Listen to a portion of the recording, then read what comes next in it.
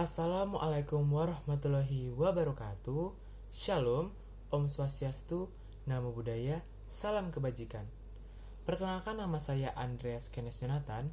Saya dari kelas 4 BPA, jurusan Administrasi Bisnis, program studi D4 Usaha Perjalanan Wisata. Di kesempatan kali ini, saya akan menjelaskan mengenai sistem karantina yang ada di negara Afrika Selatan. Saat ini, Afrika Selatan terbuka untuk perjalanan internasional dan tidak lupa untuk tunduk pada protokol kesehatan dan keselamatan. Warga negara Afrika Selatan dan penduduknya tetap diizinkan masuk ke Afrika Selatan terlepas dari mana kita berpergian, asalkan kita mematuhi persyaratan masuk. Setiap orang Afrika Selatan yang ingin berpergian ke luar negeri harus memeriksa persyaratan masuk tujuan dan informasi perjalanan internasional terbaru. Ada pula beberapa hal yang perlu kita ketahui mengenai karantina di negara Afrika Selatan. Yang pertama adalah hewan peliharaan. Semua hewan dan produk hewani harus diangkut sebagai kargo manifest di bawah airway bill, juga dalam transit jika transhipment dilibatkan. Izin impor atau transit veteriner harus diperoleh dari Direktur Layanan Veteriner sebelum mengirim hewan peliharaan dan harus valid pada tanggal masuk ke Afrika Selatan, dan semua dokumen yang diperlukan harus menyertai kiriman.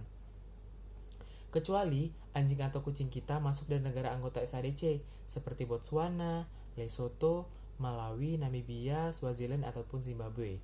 Hewan peliharaan yang masuk dari negara-negara tersebut akan memerlukan bukti vaksinasi rabies dan sertifikat kesehatan yang dikeluarkan oleh dokter hewan berlisensi di negara pengekspor. Hewan peliharaan perlu memiliki implan microchip, dapat dibaca oleh pemindai ISO 11784 atau ISO 11785 untuk identifikasi. Selain itu, diperlukan sertifikat kesehatan hewan yang menyatakan bahwa anjing atau kucing kita berasal dari daerah dengan radius 25 km, bebas dari rabies selama 6 bulan sebelum ekspor hewan peliharaan, lalu telah divaksinasi terhadap rabies tidak lebih dari 12 bulan, dan dalam kasus vaksinasi primer tidak kurang dari 30 hari sebelum kedatangan, kecuali jika hewan peliharaan kita memasuki Afrika Selatan langsung dari Australia, Selandia Baru, Irlandia Utara, dan Inggris. Vaksinasi rabies diberikan tidak kurang dari 30 hari dan tidak lebih dari 12 bulan sebelum masuk diperlukan. Vaksinasi harus diberikan setelah microchip ditanamkan. Selanjutnya adalah tes titer darah. Afrika Selatan tidak memerlukan tes titer darah rabies atau RNATT untuk anjing atau kucing yang masuk dari negara manapun. Namun, jika yang peliharaan kita adalah anjing, ia harus diuji dengan metode yang disetujui OIE untuk penyakit berikut dalam waktu 30 hari setelah memasuki Afrika Selatan, seperti Brucella canis, Trypanosoma evansi, Babesia gibsoni, Dirofilaria imitis, dan Leishmania. Perhatikan bahwa jika tes ini dilakukan secara tidak benar atau jika hasilnya tidak dapat diterima, anjing kita akan dikembalikan ke negara asalnya. Selanjutnya adalah sertifikat kesehatan Afrika Selatan. Dalam 10 hari setelah masuk, dokter hewan berlisensi akan menyelesaikan sertifikat hewan untuk Afrika Selatan. Jika berpergian dari Amerika Serikat atau Kanada, sertifikat dokter hewan harus dilengkapi oleh dokter hewan terakreditasi USDA untuk pengesahan oleh USDA jika berpergian dari Amerika Serikat. Jika kita berpergian dari negara lain, otoritas pemerintahan dari negara kita lah yang bertanggung jawab untuk impor dan ekspor hewan dengan pendukung sebuah formulir. Next adalah prosedur entry post Afrika Selatan. Tibanya di Afrika Selatan, kita akan menunjukkan sertifikat hewan dan izin impor yang disetujui kepada petugas karantina. Kucing dengan versi asli dari izin impor yang lengkap dan sertifikat kesehatan hewan tidak akan dikenai karantina. Anjing akan dikenakan karantina minimum 14 hari kecuali mereka masuk dari negara-negara tersebut dan disertai dengan dokumen yang dilengkapi seperti Amerika Serikat, Kanada, Argentina, Austria, Belgia, Australia, Botswana, Bulgaria, Komoro, Republik Ceko, Denmark, Estonia, Prancis, Finlandia, Jerman, Yunani, Hungaria, Irlandia, Israel, Lesotho, Luxembourg, Malawi, Malta, Namibia, Selandia Baru, Irlandia Utara, Norwegia, Polandia, Slovakia, Slovenia, Swaziland, Swiss, Inggris, Zimbabwe, dan negara-negara Afrika lainnya. Tindakan karantina berlaku untuk anjing yang datang dari negara tertentu. Anjing-anjing berikut adalah anjing yang diizinkan dengan dispensasi dari Departemen Pertanian, Kehutanan, dan Perikanan, yaitu hewan yang menemani orang buta, dan hewan pendukung emosional, dan hewan penolong.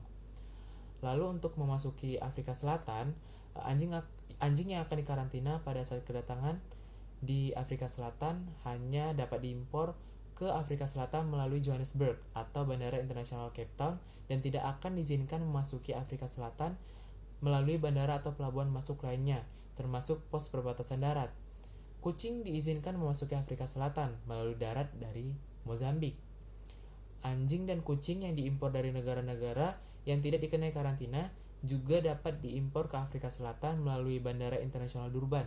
Dalam kasus di mana karantina hewan diperlukan karena kurangnya dokumen yang tepat, kita harus menghubungi petugas karantina di pelabuhan masuk sebelum kedatangan. Petugas karantina akan mengatur reservasi untuk akomodasi di stasiun karantina dan harus mengisi bagian yang berlaku dari formulir aplikasi. Selanjutnya adalah karantina tumbuhan. Untuk fungsinya sebagai tanaman impor, bahan tanaman memiliki potensial untuk menampung organisme patogen eksotis yang mungkin memiliki karantina penting dalam hal Undang-Undang Hama Pertanian. NPPO Afrika Selatan atau NPPO-ZA berdasarkan analisis risiko hama atau PRA dapat menimbulkan karantina pasca masuk sebagai tindakan manajemen risiko pada berbagai tanaman atau komoditas.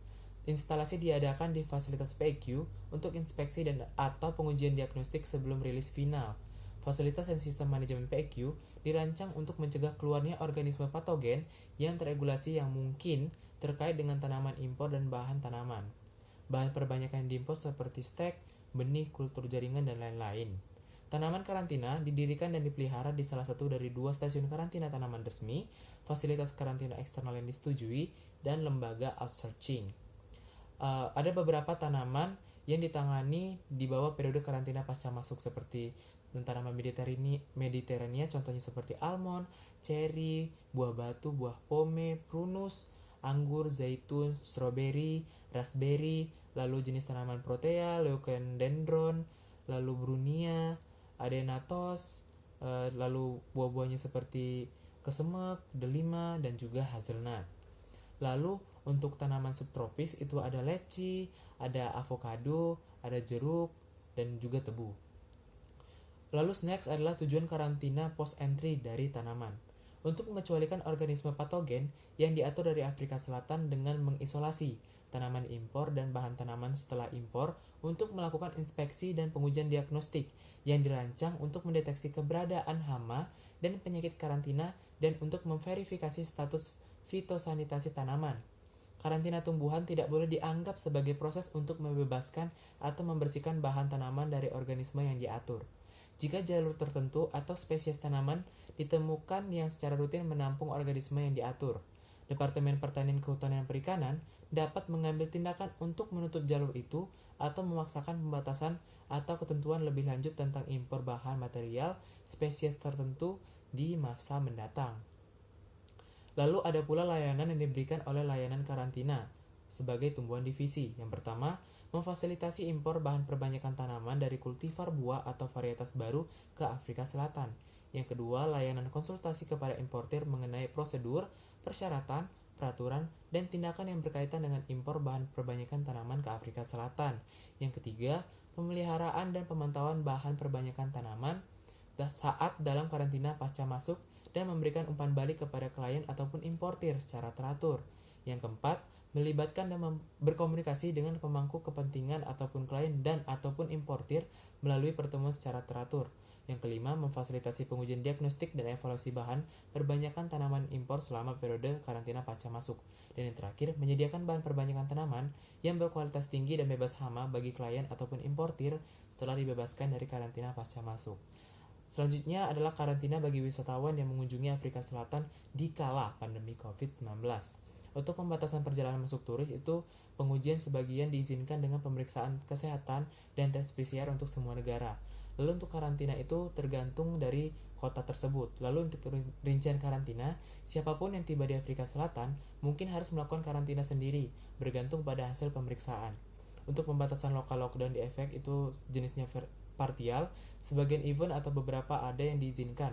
Untuk transportasi operasional dengan pembatasan perbelanjaan tetap buka, restoran dan bar dibuka dengan pembatasan pula.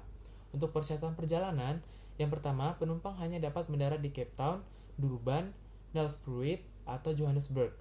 Ada pula Lanseria Internasional dan Tambo Internasional. Yang kedua, penumpang yang masuk atau transit melalui Afrika Selatan harus memiliki hasil tes PCR COVID-19 negatif yang dikeluarkan paling lambat 70 jam sebelum keberangkatan dari titik embarkasi pertama. Hal ini tidak berlaku untuk penumpang di bawah umur 5 tahun. Yang ketiga, kuesioner kesehatan wisatawan yang telah diisi harus diserahkan tidak lebih dari 2 hari sebelum keberangkatan. Yang keempat, penumpang dan awak pesawat harus menjalani pemeriksaan medis. Yang kelima, awak penerbangan dapat menjalani tes COVID-19 pada saat kedatangan. Yang keenam, pembebasan visa untuk warga negara Prancis, Jerman, Italia, Korea, Portugal, Singapura, Spanyol, Amerika Serikat dengan paspor Hong Kong atau Cina, dan untuk penumpang dengan paspor normal Inggris dengan kewarganegaraan Inggris telah dipulihkan. Untuk informasi turis terperinci, Afrika Selatan telah membuka perbatasan daratnya mulai dari tanggal 15 Februari 2021 di 20 lokasi di Botswana, Lesotho, Kerajaan Eswatini, Namibia, Mozambik, dan juga Zimbabwe. Untuk staf tambahan telah dikerahkan di perbatasan dan sistem tiket di mana diberlakukan untuk membatasi tes COVID yang dilakukan di perbatasan. Ada pula tindakan keras terhadap sertifikat uji COVID-19 palsu. Untuk detail penguncian, adanya kalau pertemuan agama, sosial, politik, dan budaya akan diizinkan, asalkan orang dapat tinggal setidaknya 1,5 meter dari satu sama lain, dan protokol kesehatan juga harus tetap ditaati. Untuk pertemuan dalam ruangan tidak boleh melebihi 50% dari kapasitas tempat dan dapat menampung hingga maksimal 100 orang. Apabila pertemuan di luar ruangan juga sama, itu tidak boleh melebihi 50% dari kapasitas tempat, tetapi dapat menampung hingga maksimal 250 orang. Mungkin itu saja yang dapat saya sampaikan mengenai sistem karantina yang ada di negara Afrika Selatan. Saya ucapkan terima kasih kepada teman-teman sekalian yang sudah menonton dan menyaksikan video saya. Saya ucapkan terima kasih. Salam pesona Indonesia, wonderful Indonesia.